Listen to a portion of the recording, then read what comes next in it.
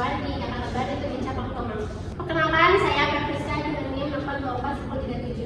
Saya Satya Olivia Nurbaiti dengan NIM 4241744. Saya dengan Salsabila Matora dengan NIM 4241255. Industri kuliner di Indonesia atau wilayah perkotaan seperti Jakarta mengalami pertumbuhan yang sangat pesat.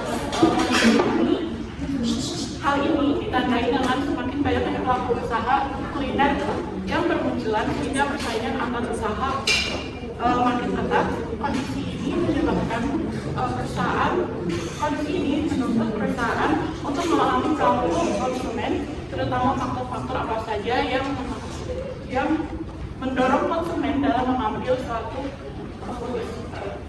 keputusan pembelian.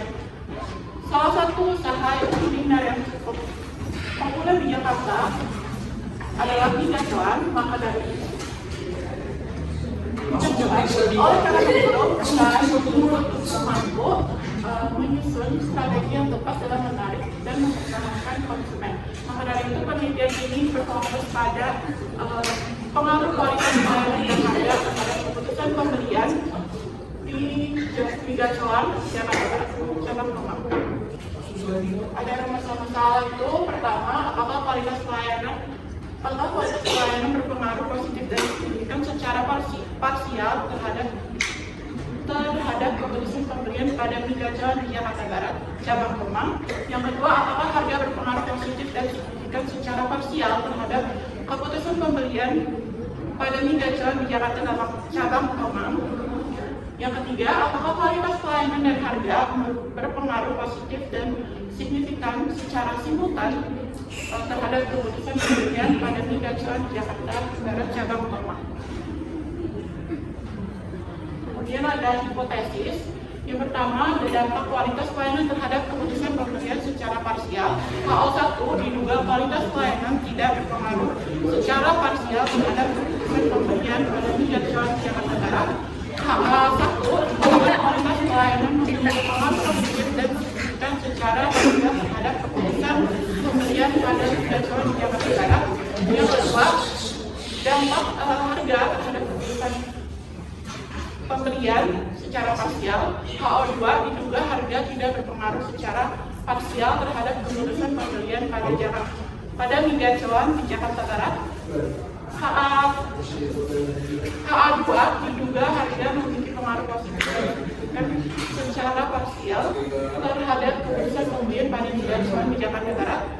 Yang ketiga, dampak kualitas pelayanan dan harga terhadap keputusan pembelian secara simultan. HO3 diduga kualitas pelayanan dan harga tidak berpengaruh secara simultan terhadap keputusan pembelian Mie Gacoan pada Mie Gacoan di Jakarta Barat. HA2 diduga kualitas pelayanan dan harga memiliki pengaruh positif dan signifikan secara simultan terhadap keputusan pembelian pada Mie Gacoan di Jakarta Barat.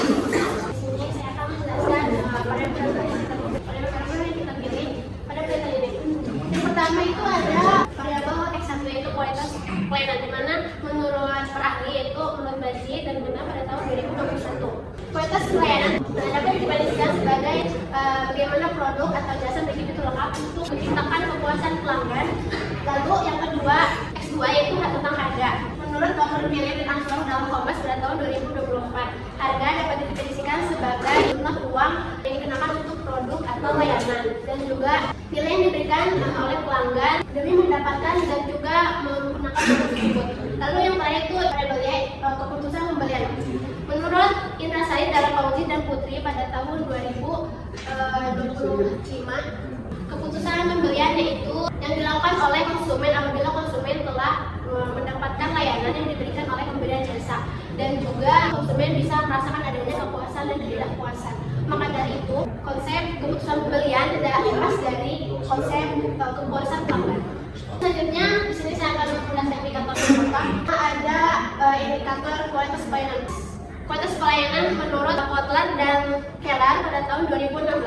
Ada faktor yang mempengaruhi kualitas pelayanan. Pertama ada berlanjut atau TQ, yaitu penampilan peralatan fisik dan juga peralatan yang digunakan untuk memberikan pelayanan kepada konsumen. Lalu yang kedua ada keandalan atau reliability, yaitu perusahaan untuk memberikan pelayanan percaya, akurat, lalu juga konsisten. Lalu yang ketiga ada ketanggapan atau responsiveness, yaitu memberikan pelayanan yang cepat, lalu mendengar dan juga mengatasi keluhan pelanggan. Lalu yang terakhir ada empati atau empati, yaitu memberikan pelayanan yang tulus dan juga individual kepada konsumen untuk memahami apa keinginan konsumen. Lalu yang kedua ada harga. Menurut Kotler dan Armstrong dalam Kompas pada tahun 2024. Ada 4 indikator yang mempengaruhi harga. Yang pertama ada keterjangkauan harga, di mana konsumen mudah mengakses harga yang telah ditetapkan oleh perusahaan. Jadi perusahaan itu melakukan berbagai varian produk dengan rentang harga mulai dari termurah sampai termahal. Jadi menarik minat konsumen. Lalu yang kedua ada harga sesuai daya beli konsumen. Jadi di sini itu konsumen sering membandingkan harga produk dengan produk sejenisnya.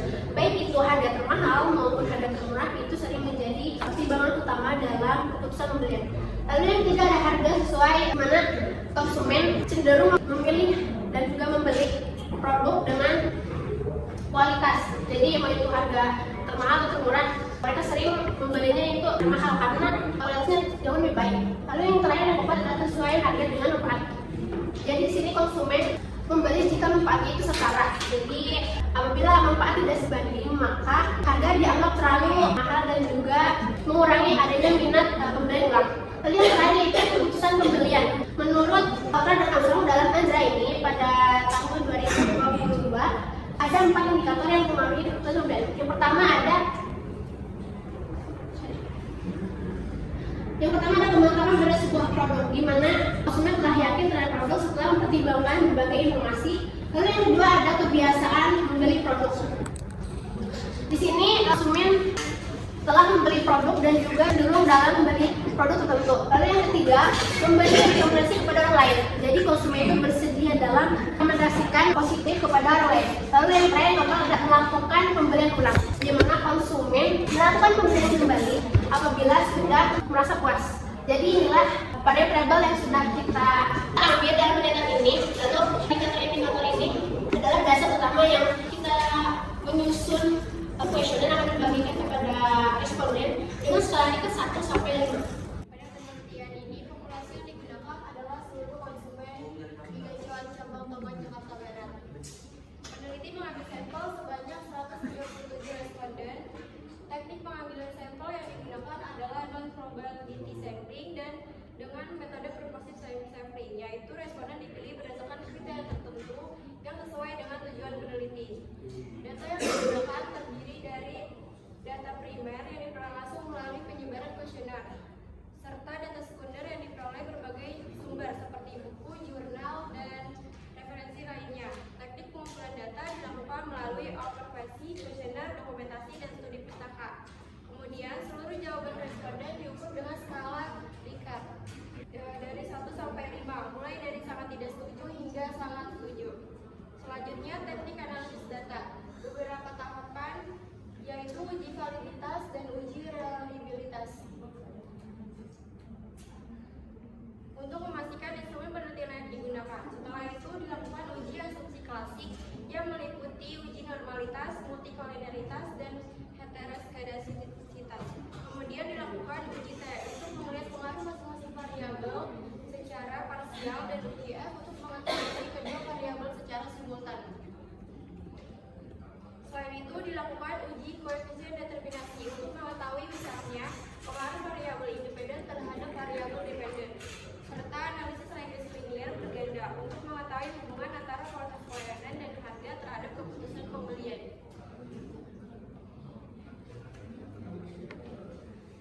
Karena jumlah populasi dalam penelitian ini tidak diketahui secara pasti atau tidak teridentifikasi, sehingga perhitungan sampel menggunakan Gaussian ratio, yaitu N sama dengan Z dikali P dalam kurung 1 dikurang P dibagi D.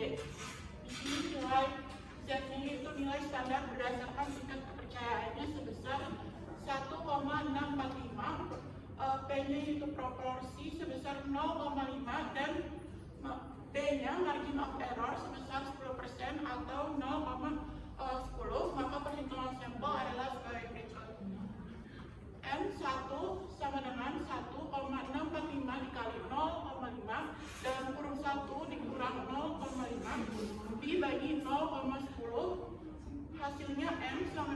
67,650625.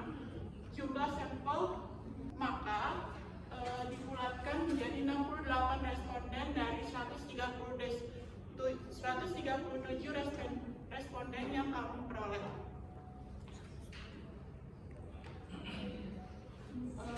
Kemudian ada hasil uji kualitas data, yaitu uji validitas. Uji validitas adalah untuk melihat apakah setiap item pertanyaan dikatakan valid, yaitu kualitas pelayanan X1, harga X2, keputusan pembelian Y. Setiap item pernyataannya itu nilai SIM, di sini nilai SIM-nya 0,000 lebih dikatakan valid karena lebih kecil dari 0,05. Uji realitas yaitu mengukur variabel dapat diandalkan atau konsisten atau reliable menggunakan uji statistik dengan melihat trompet alfanya lebih besar dari 0,60. Kualitas pelayanan X1 trompet alfanya 0,903, harga S2 trompet alfanya 0,923 dan keputusan pembelian Y-nya trompet alfanya 0,923 dikatakan reliable karena lebih besar dari 0,60. Uji asosiasi itu terdiri dari 3. Yang pertama adalah uji normalitas, yang kedua ada uji multikolonialitas, dan yang terakhir ada uji heteroskedastisitas.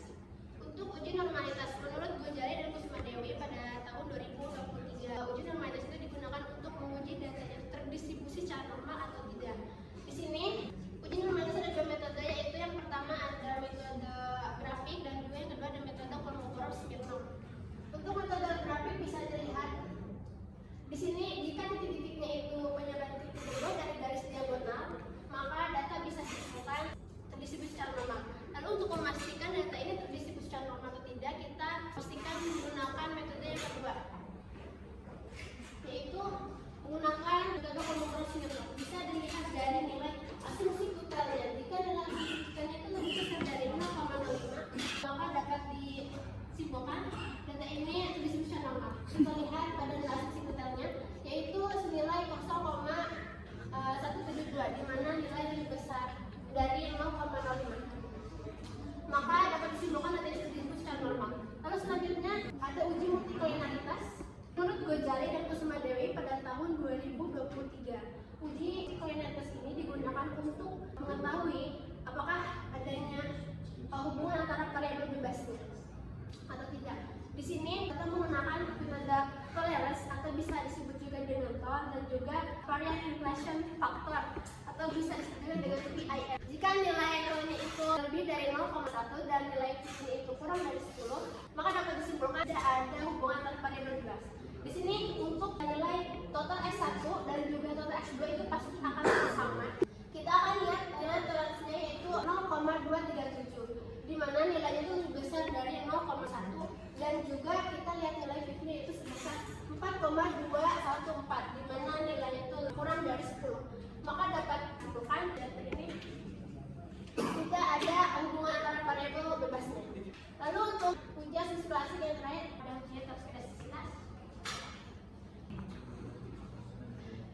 Ada 2 metode untuk uji heteroskedastisitas. Yang pertama menggunakan metode grafik dan juga metode Glaser.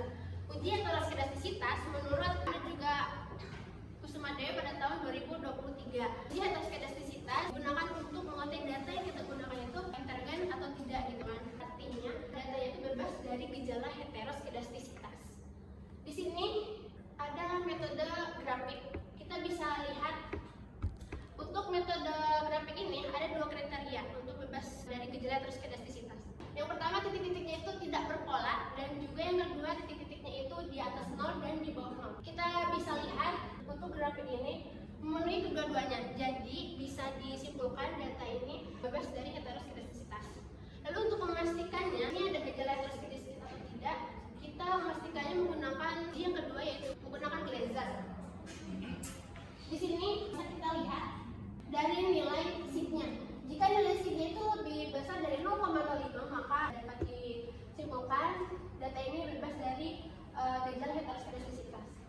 Untuk total X1 senilai 0,35, juga total X2-nya itu 0,088, di mana tabelnya ini memenuhi 19 gejala heteroskedisitas, lebih dari 0,05 nilainya. Kita masuk ke hasil uji hipotesis. Hasil uji parsial atau uji T yang bertujuan untuk mengetahui pengaruh masing-masing variabel independen terhadap keputusan pembelian. Berdasarkan hasil SPSS, variabel kondisi pelayanan X1 memiliki nilai T terhitung sebesar 3,456 dengan nilai signifikansinya 0,001. Karena nilai signifikansinya lebih kecil dari 0,05, maka kualitas pelayanan berpengaruh positif dan signifikansi terhadap keputusan pembelian. Sedangkan variabel X2 memiliki nilai T hitung sebesar 6,746 dengan nilai signifikansinya 0,00. Karena nilai signifikansinya juga lebih kecil dari 0,05, maka harga juga berpengaruh positif dan signifikan terhadap keputusan pembelian. Dari hasil tersebut dapat disimpulkan bahwa secara parsial baik kualitas pelayanan maupun harga sama-sama berpengaruh signifikan terhadap keputusan pembelian. Selanjutnya adalah uji simultan atau uji F yang digunakan untuk mengetahui apakah variabel kualitas pelayanan dan harga secara bersama-sama berpengaruh terhadap keputusan pembelian. Berdasarkan hasil SPSS, diperoleh nilai F dihitung sebesar 206,877 dengan nilai signifikansinya 0,000. Karena nilai signifikansinya lebih kecil dari 0,05, maka dapat disimpulkan bahwa kualitas pelayanan dan harga secara simultan atau bersama-sama berpengaruh terhadap keputusan pembelian. Selanjutnya adalah uji koefisien determinasi yang bertujuan untuk mengetahui seberapa besar pengaruh variabel independen terhadap variabel dependen. Untuk koefisien determinasi parsial digunakan rumus R kuadrat X1 sama dengan beta kali zero order.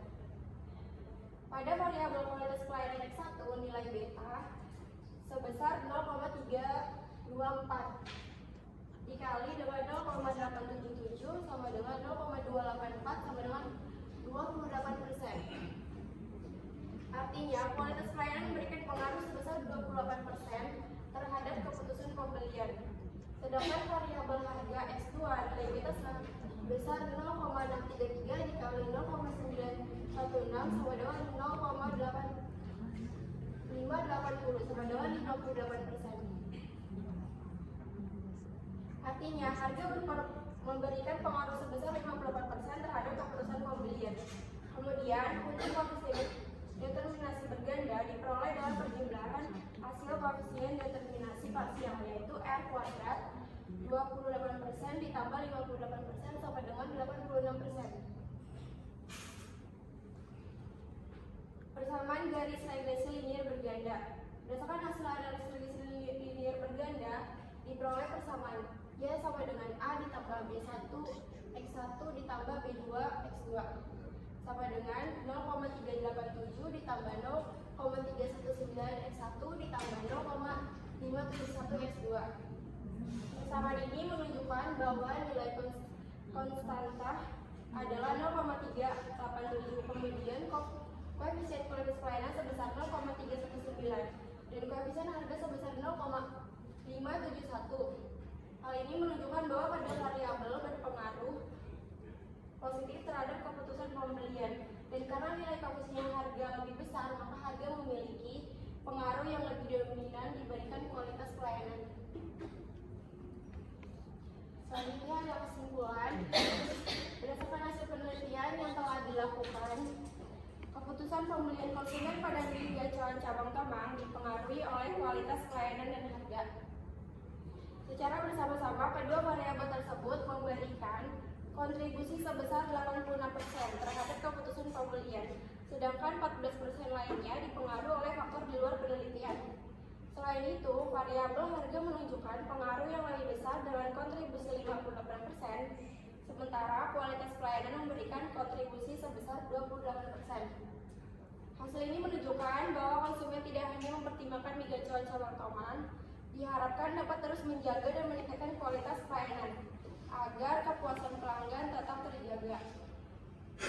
Selain itu, perlu mempertahankan strategi penetapan harga yang sesuai dengan daya beli dan harapan konsumen. Bagi peneliti selanjutnya, disarankan untuk menambahkan variabel lain yang berpotensi mempengaruhi keputusan pembelian sehingga hasil penelitian menjadi lebih luas dan mendalam pelayanan yang diterima, tetapi juga sangat memperhatikan kesesuaian harga dalam menentukan keputusan pembelian. Lalu disaran, jika cuaca Batomo diharapkan dapat terus dijaga dan meningkatkan kualitas pelayanan agar kepuasan pelanggan tetap terjaga. Selain itu, perusahaan perlu